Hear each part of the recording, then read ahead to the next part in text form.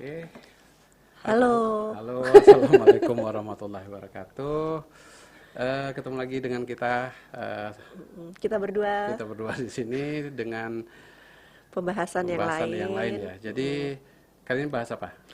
Kali ini kita mau bahas tentang pengapuran plasenta. Kan itu lumayan banyak tuh ditanyain. Oke, Pengapuran plasenta sendiri itu apa? sering Penyeb ya. Terus worried nggak sih? Harus worried penyebabnya sih apa? pasien kalau dibilang dok apa? Ini ada pengapuran plasenta. Terus yang sering ditanya dok, ini saya ada Ada pengapuran pengapuran, saya plasenta, harus harus ngapain? SC enggak? Kan itu ya, boleh lahir normal enggak? Jadi banyak pertanyaan-pertanyaan tentang pengapuran plasenta. Jadi makanya kita buat video gini aja biar bisa lebih ada gambaran apa sih perlu khawatir nggak dengan pengapuran Pengapuran plasenta. plasenta. Oke, sebelum kita bahas, kita biarkan lewat iklan berikut ini.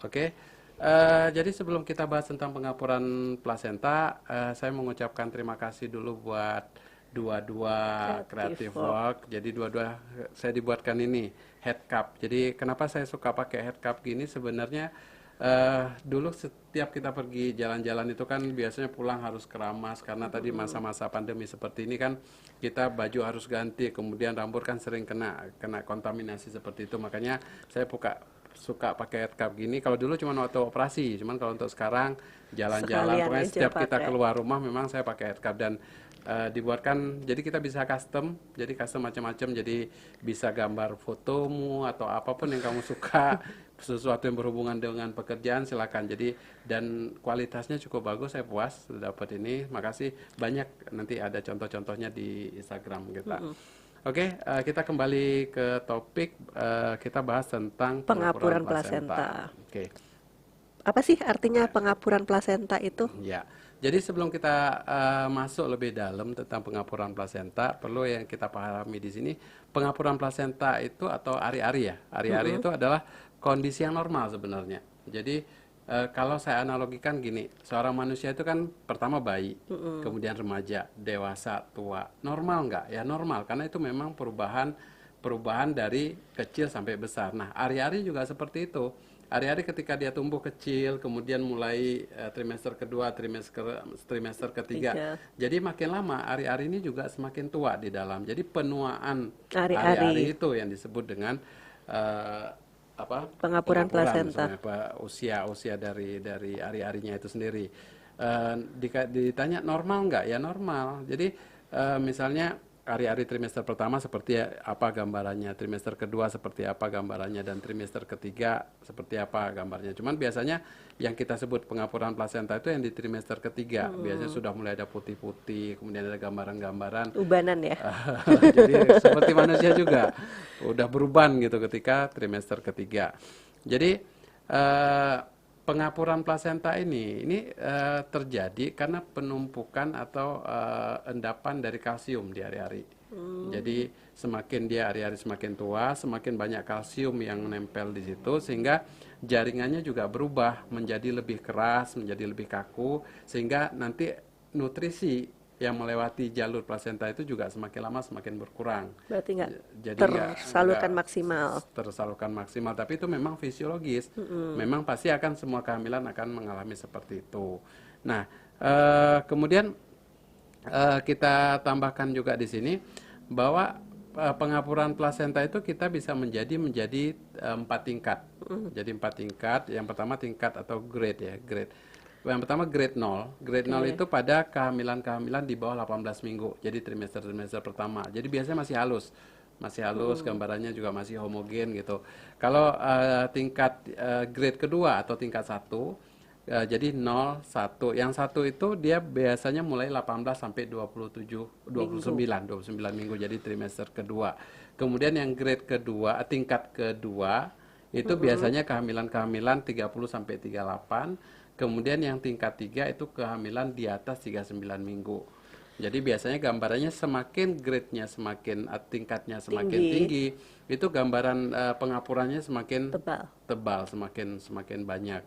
Nah, dan itu normal. Jadi semua kehamilan ya pasti akan ada pengapuran. Jadi kalau melewati misalnya itu ya. usia kehamilan 38 minggu, pengapurannya positif ya normal. Memang normal tuh seperti itu. Jadi nggak perlu, Siklus hidupnya ya. plasenta ya berarti ya dia Jadi ya. nggak perlu begitu dibilang pengapuran udah stres di rumah nggak perlu. Jadi itu normal kok. Cuman ada yang perlu kita khawatirkan jika pengapuran itu terlalu cepat nyampenya. Jadi misalnya gini, dia kehamilannya masih 27 minggu, harusnya masih grade 2, Dua. tapi udah pengapurannya udah terlalu banyak, Grade jadi grade 3. 3, jadi tua sebelum waktunya. Nah, itu yang jadi masalah. Jadi kalau dia masih sesuai grade-nya sesuai dengan usia kehamilan itu normal, tapi kalau grade-nya maju, tingkatannya maju pada usia kehamilan yang sebelumnya, itu yang jadi problem. Kenapa? Karena seharusnya bayi itu masih berkembang dengan baik, perlu nutrisi dengan baik. Sekarang malah darah yang ke situ, nutrisi ke situ Udah berkurang karena berkurang. pengapuran. Nah, kapan bisa terjadi pengapuran yang tadi, yang nggak normal tadi? Biasanya kita temukan pada pasien-pasien yang mempunyai kebiasaan merokok. Oke. Jadi ibu-ibu yang merokok atau suami yang merokok dan ibu pasif merokok itu biasanya pengapuran plasentanya lebih cepat terjadi dan itu lebih bisa menimbulkan masalah. Yang kedua pada pasien-pasien hipertensi.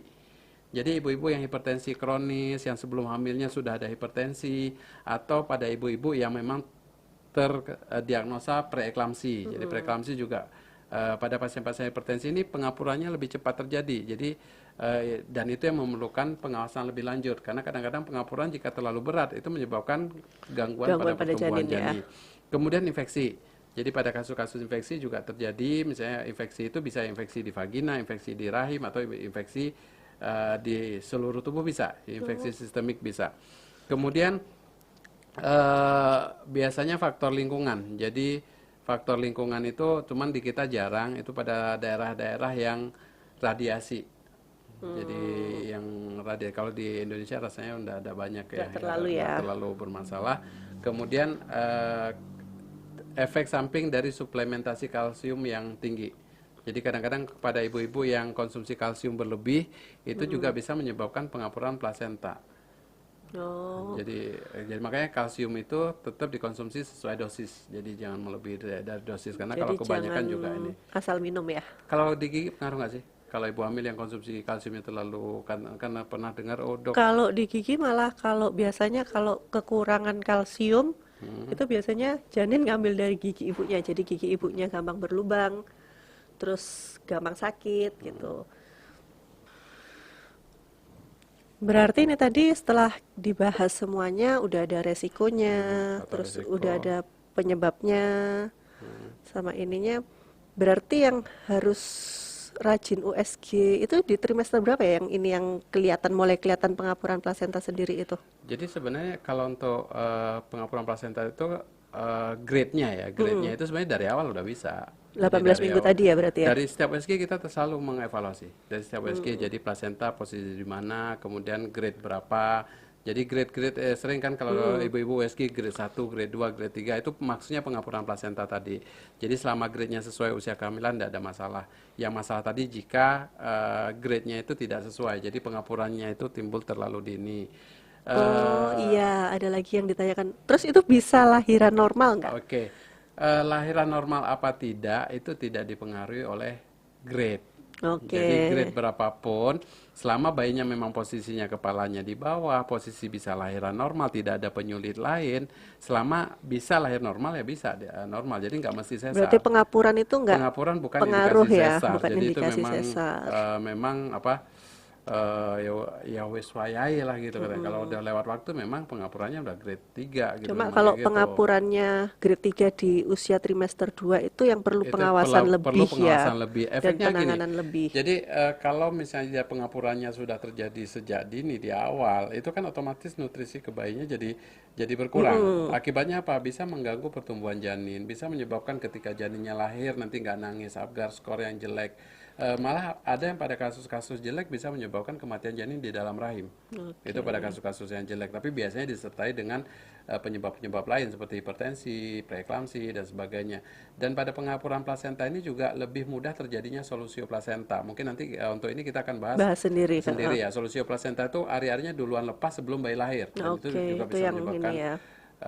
bayinya bisa meninggal di dalam. Oh ya, ini perlu dibahas. Oke. Saya kemarin ada pertanyaan Oke, juga nanti kayak kita gitu bahas di kan. video Oke. berikutnya. Jadi biar nggak terlalu panjang, nanti bosan dengernya. Jadi untuk ini kita fokus dulu di plasenta. Jadi nggak usah khawatir buat Plasenta ibu-ibu kalau ada pengapuran plasenta selama grade-nya masih sesuai. normal dan sesuai, masih bisa dicoba untuk lahiran normal, Ya, tidak jadi indikasi operasi. oke, semoga ada manfaat video kita. Jangan lupa kalau ada pertanyaan langsung ditanyakan Instagram di aja, Instagram kita. Instagram kita ada di bawah ini. Kemudian kalau ada pertanyaan-pertanyaan sebelum ditanyakan di sini sudah banyak sekali video pembahasan seperti ini. Coba dicari dulu. Dicari dulu. Kalau belum ada nanti baru kita buatkan videonya lagi. Jangan lupa untuk mendukung suksesnya channel kita biar makin gede. Jangan lupa tekan subscribe dan tanda lonceng. Kemudian share media sosial Anda. Sampai ketemu di video berikutnya. Assalamualaikum warahmatullahi wabarakatuh. Waalaikumsalam.